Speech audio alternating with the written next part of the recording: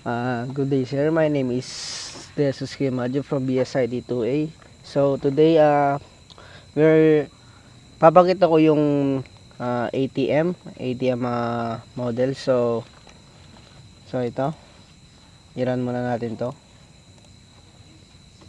Ayan. So pagka ni-run mo, lilitaw yung ATM login. So yan.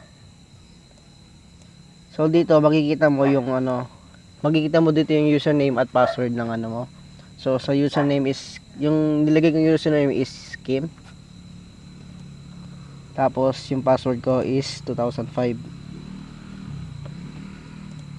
So yan. So nag-login successful siya kasi nag-match yung in-enter kong ATM na username at password dito. So okay. So dito lalabas yung yung dashboard, yung ATM. So pagka pinindot mo yung withdraw, yan. Tapos nag-withdraw ka ng mga ilang ganyan. So walang if efficient balance siya kasi wala siyang laman. So dito natin check yung balance niya, na it means na wala siyang balance na nilagay. So para magka-balance siya, dapat ka muna mag-deposit dito. So halimbawa nag-deposit ka ng 10k. Yan. Bali na-deposit na yung 10k dun sa account mo.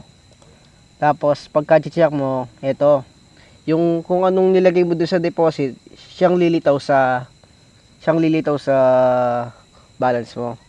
So pagka nag-withdraw ka, halimbawa nag-withdraw ka ng 5,000, ay na-withdraw na. Magpapakita itong message na to na indicate na withdraw yung 5,000 mo. So pagka nag-check ka ng balance, yung balance mo na lang is 5,000 kasi yung 5,000 is withdraw mo. So yun. Yun lang. So thank you.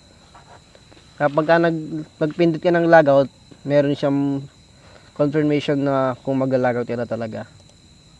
So ito pa lang design ko is simple lang naman, is ATM kasi ATM yung topic eh. So yun yung napili kong design kasi mas simple.